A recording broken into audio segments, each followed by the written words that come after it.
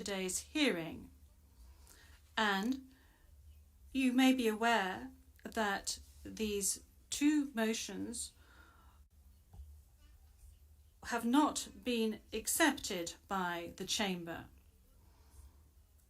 because of the nature of today's hearing.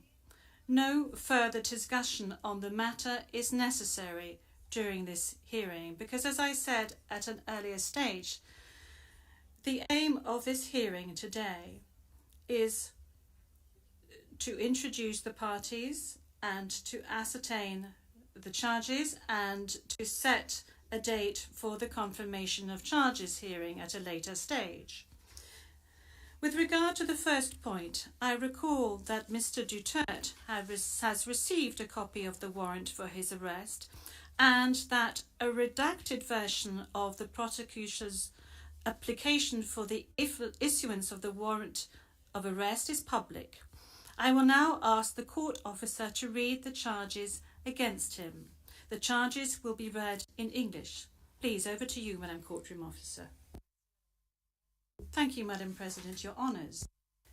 On 7 March 2025, Pre-Trial Chamber 1 concluded that there were reasonable grounds to believe that Mr. Duterte is criminally responsible pursuant to Article 25(3)(a) of the Rome Statute as an alleged indirect co-perpetrator for the crime against humanity of murder pursuant to Article 7(1)(a) of the statute as follows. A. Murder of at least 19 persons, allegedly drug pushers or thieves, killed by members of the Davao Death Squad in various locations in or around Davao City, Philippines between 2011 and 2016. B. Murder of at least 24 persons, allegedly criminals, such as drug pushers or thieves or drug users, killed by or under the supervision of members of the Philippines law enforcement, sometimes with the assistance of persons who were not part of the police, at various locations in the Philippines between 2016 and 2019.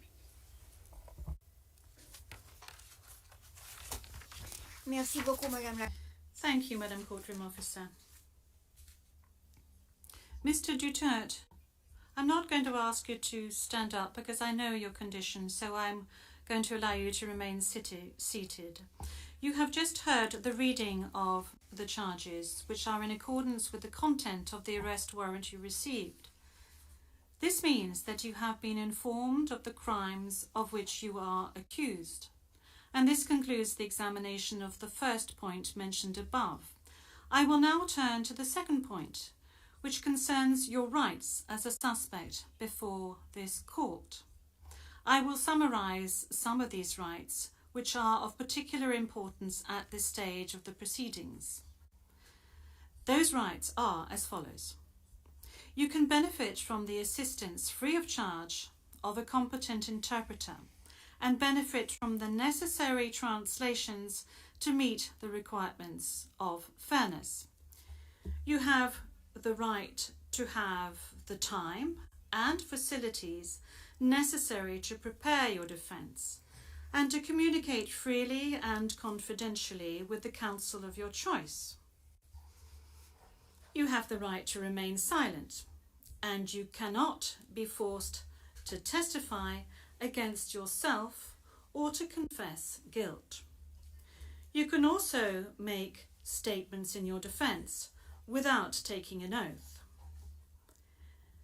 In addition to any other disclosure provided for in the statute, the prosecutor must disclose to you, as soon as practicable, evidence in his possession or at his disposal that shows or tends to show your innocence or to mitigate your guilt, or that could undermine the credibility of the evidence against you. At the confirmation of charges hearing, you can contest the charges, challenge the evidence presented by the prosecutor, and present evidence. There will be no trial if the charges are not confirmed or if the proceedings against you are completed. You have the possibility to make an application for interim release pending trial. And finally, Mr. Duterte, you have the right to be informed as soon as possible and in detail of the nature, cause and content of the charges in the language that you fully understand and speak. Counsel, have you understood? Yes, we're listening, ma'am. We're listening, and before it ends, may we be allowed to present a manifestation on the circumstances behind the delivery of Mr. Duterte in this chamber.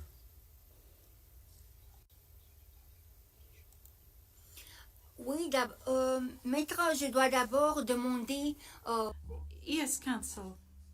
This is as part of the procedure, and as we've said since the very outset, I need to ask Mr. Duterte himself to make observations as to the condition of his surrender to the court and the conditions of his detention at the detention facility of the court since his arrival. If he can please tell us these details. Thank you. Can I? Oui, maître. Oui. The presiding judge. Yes, counsel. Please.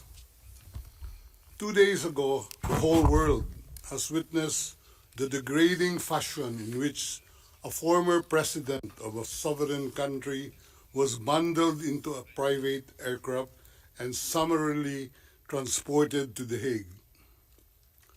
To us lawyers, this would be called an extrajudicial rendition. To the less legally inclined, it was a pure and simple kidnapping. My client was denied all access to the legal recourse in the country of his citizenship, and this all in the nature of political score settling. Two troubled entities struck an unlikely alliance, an incumbent president who wished to neutralize and choke the legacy of my client and his daughter on the other hand, and a troubled legal institution subject to delegitimization and desperate for a price cuts and a legal show today on the other hand. With this in mind, it is not surprising that my client was abducted from his country. ICC private jets do not drop out of the thin air. That jet which received my client was coordinated in advance. The UAE is not a state party to the ICC and has no obligation to cooperate with the court. Yet my client sat in transit in that country for more than 5 hours. I invite the registry's representative to present today in court to explain to the judges exactly how they believe this transfer was anything other than a gross abuse of process. Given the precipitous arrival of my client, an elderly man with debilitating medical issues, hard of hearing and poor of sight, he was taken to a hospital for observation. Only this morning have I met him for the first time with less than an hour to discuss legal issues. I have not been able to present him with a hard copy of the arrest warrant because we were not supplied with such. I have not even been able to explain to him what the prosecution requested when seeking the issuance of the arrest warrant. This is because the chamber only established a redacted version of the prosecution request last night. Other than to identify himself, my client is not able to contribute anything to this hearing. Most importantly, he is not able even to tell you that he has been informed of the charges as contained in the arrest warrant for a reason more pertinent to which I alluded in my written request to this honorable pretrial chamber this morning, and which is confidential in nature. Accordingly, I repeat my respectful request, which was rejected this morning, to postpone the substantive aspect of this hearing to the next week, when I will have the opportunity to sit with my client and to explain to him what a confirmation hearing is and what the disclosure is, and how the prosecution alleges that he committed crimes. I thank the court for its attention and regret to say that I do not have instructions to continue my submission any further today. Thank you.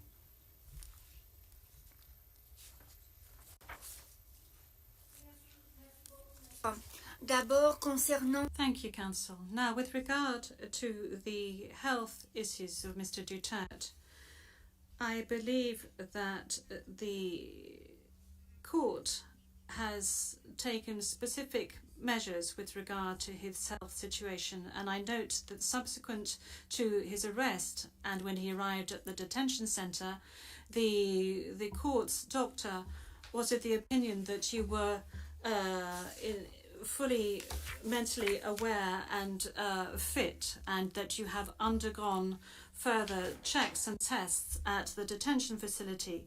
And when you broached health matters, that's saying that you were not able to come to the hearing, the doctors who consulted with you were of the opinion that Mr. Duterte was not in a position to come to the hearing physically, but that if he gave a written permission, he would be able to take part via video link. Now, that is with regard to the health matters that you just mentioned.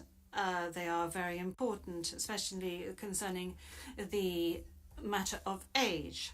Now, with regard to the rights of Mr. Duterte, we have before us the registrar's or the registry's report that says that Mr. Duterte has been informed of his rights, including Articles 66 and 67 of the Rome Statute, and that that he is aware of his rights and that he is also aware of the charges against him. We have before us the report of the registry saying that he was also aware of the warrant of arrest in the English language and that he is very well versed in the English language. Once again, you have the possibility of these charges being read in English, which was the case today. I have read to you in the French language the rights that he has, Mr. Duterte, before this court, and I'd like to specify once again that this is an initial hearing. In order for Mr. Duterte to be aware of his rights and the charges against him, and then there will be a full procedure that will unfurl leading up to the confirmation of charges that will enable Mr. Duterte to raise all the matters that you have just raised with regard to the warrant of arrest, with regard to the crimes committed, with regards to the charges and any other matters associated with his arrest, and the matters of jurisdiction of the court. You have the opportunity to do this throughout these proceedings leading up to the actual confirmation of charges hearing. Now, counsel, with regard to your request for another hearing to be held next week, well, your initial request, that was, this was not accepted by the court. Now, you have seen the two decisions of the court that have been disclosed to you, and you are aware of the fact that these two decisions were refused. And this is by dint of the fact that this first initial appearance hearing does not need much preparation, as I have said to you on a number of occasions. I am now going to move on to the third stage, which is to set the date for the confirmation of charges hearing. After assessing all factors, including the need for the parties and participants to adequately prepare, as well as Mr. Duterte's rights, including his right to be tried within a reasonable time, the date for the commencement of the confirmation of charges hearing is September the 23rd, 2025. I would add that in accordance with Rule 1217 of the Rules of Procedure and Evidence, this date may be postponed by the Chamber depending on the progress of the proceedings, either on its own motion or at the request of the prosecutor or the defence. Before concluding this hearing, I would like to inform the parties of the next procedural steps. First, I would like to recall that in accordance with Rule 1212B of the Rules of Procedure and Evidence, the Chamber holds status conferences to ensure a small exchange of information under satisfactory conditions. These conferences are organised either ex officio or at the request of the prosecutor or the defence.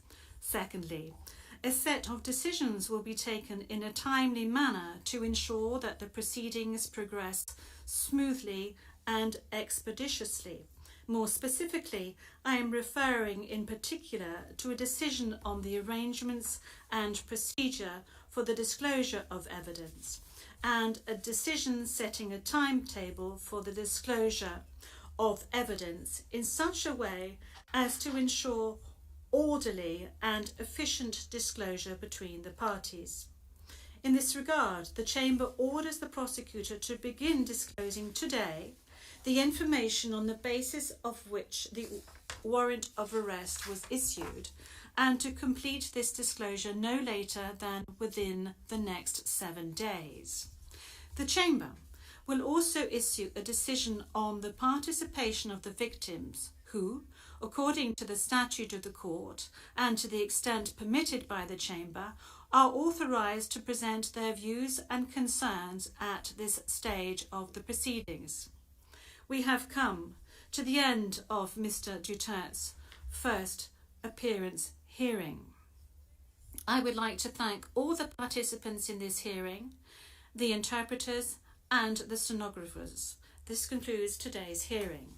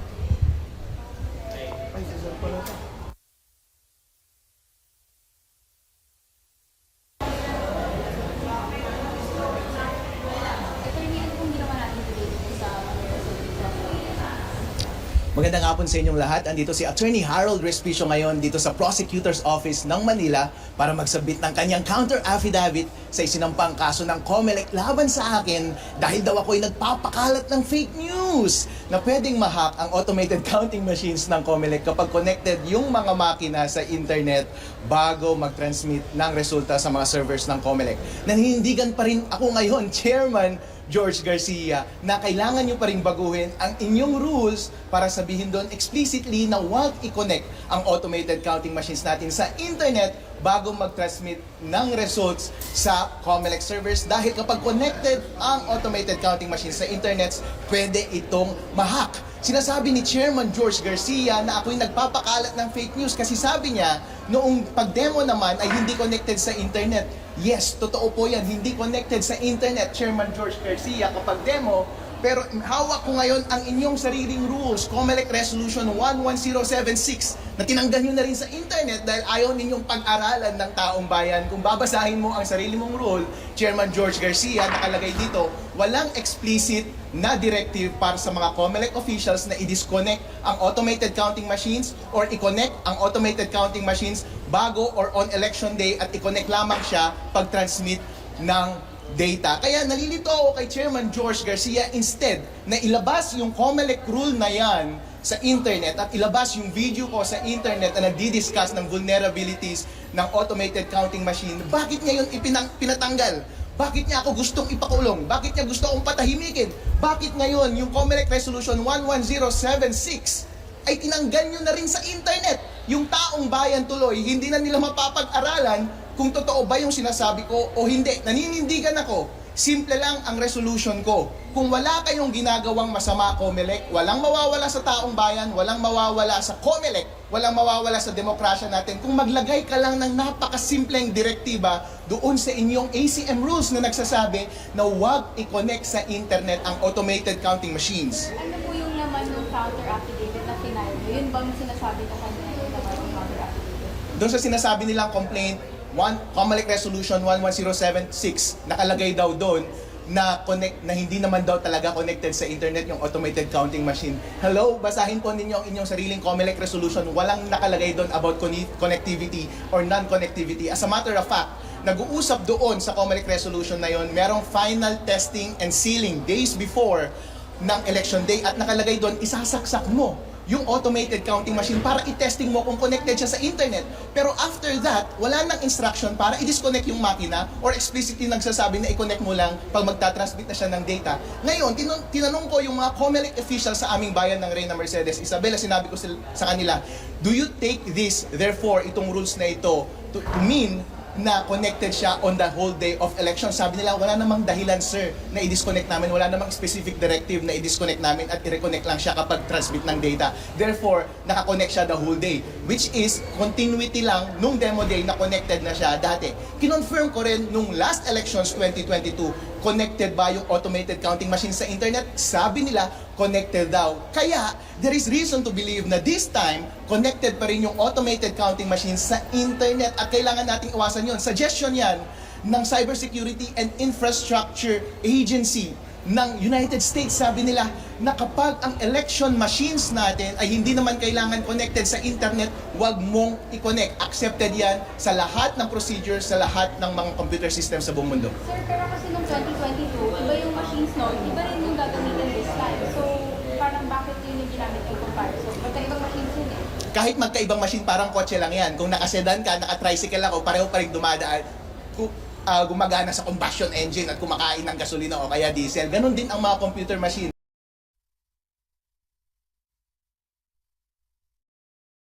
Après avoir évalué tous les facteurs, y compris la nécessité pour les partis et les participants de se préparer de manière adéquate, ainsi que les droits de M. Duterte, notamment son droit à être jugé dans un délai raisonnable, la date retenue pour